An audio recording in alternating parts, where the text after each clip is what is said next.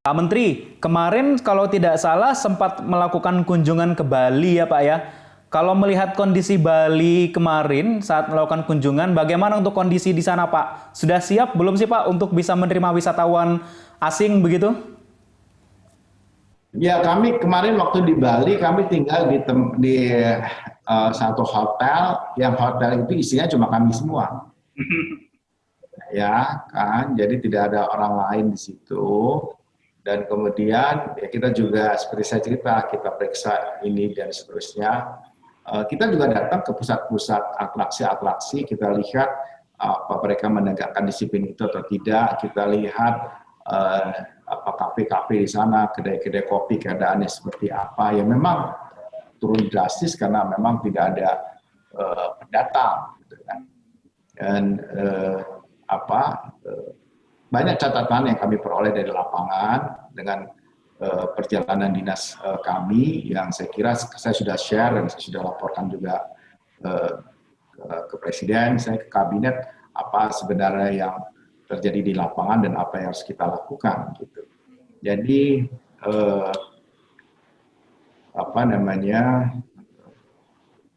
kalau soal Bali menurut saya ini eh, saya nggak berani memberikan rekomendasi apa-apa kecuali setelah vaksinasi. Begitu. Vaksinnya, Ya, saya itu tidak bisa memberikan rekomendasi apapun ya, kecuali ada memang ya satu daerah yang bisa menegakkan disiplin kesehatan dengan luar biasa. Ya, kan? Dan kita ini gimana sih caranya menghitung itu? Itu yang penting. ya. Ya kan? Berapa apa namanya berapa sekarang kasus yang ada, berapa jumlah tes, kemudian berapa positivity rate-nya, dari jumlah yang dites itu berapa yang positif gitu kan, kemudian tingkat kesembuhannya naik atau flat, tingkat kematiannya sudah turun atau tidak, kemudian jumlah tempat tidur yang tersedia itu cukup memadai ya, yang apa namanya yang idle ya, yang tidak terpakai, atau yang tidak terpakai makin lama makin kecil, makin sedikit, makin sedikit. Nah, Baik. itu yang kita harus jaga. Nah, yang lemah di kita sekarang, terutama di daerah-daerah itu adalah tracing. Tracing. Jadi tracing. Bagaimana cara menghitung tracing? Tracing itu dihitung dari basic reproductive number, yaitu Arnold.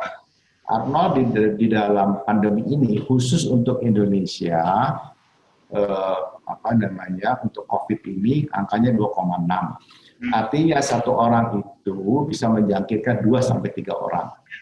Kenapa kok 2,6 Pak Arso? Saya tidak tahu bagaimana caranya mereka bisa mendapatkan angka itu. Tetapi di dunia angka itu bergerak dari 1,9 sampai ke 5,7. Nah, kalau 2,9 dengan masa inkubasinya 4 hari, maka kira-kira akan ada 39 orang yang terkena kalau satu orang positif.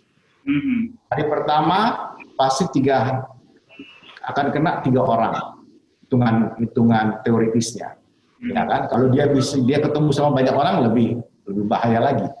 Nah, itu 3 orang tadi itu bisa ketiga lagi, itu karena 2,6 tadi. Kalau dibulatkan ke atas 3. Hari berikutnya yang 33 menjadi 9, yang 9 itu menjadi 27.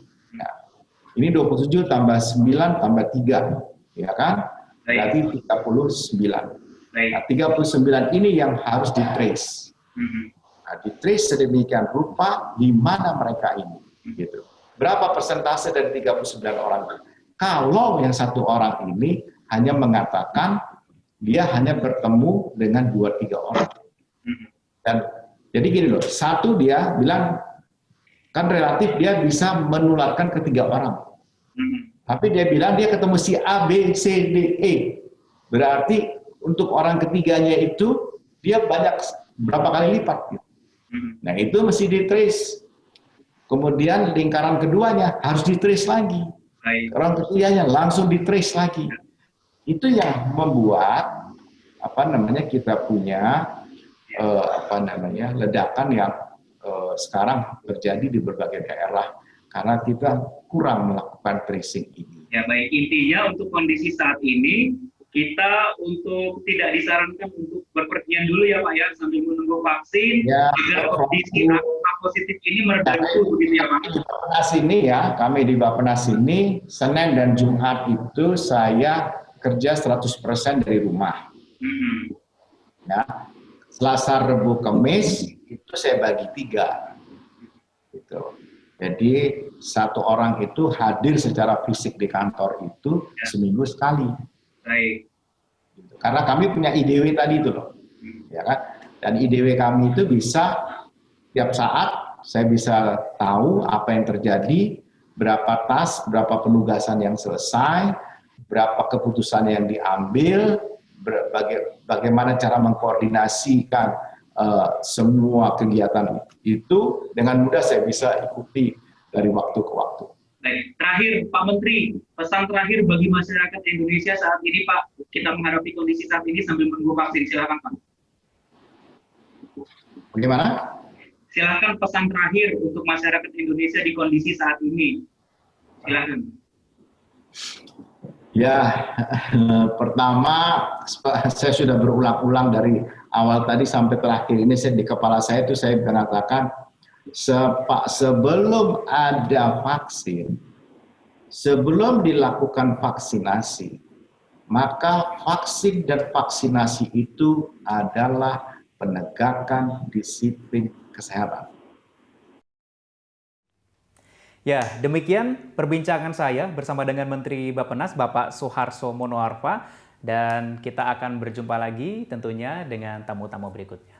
Sampai jumpa.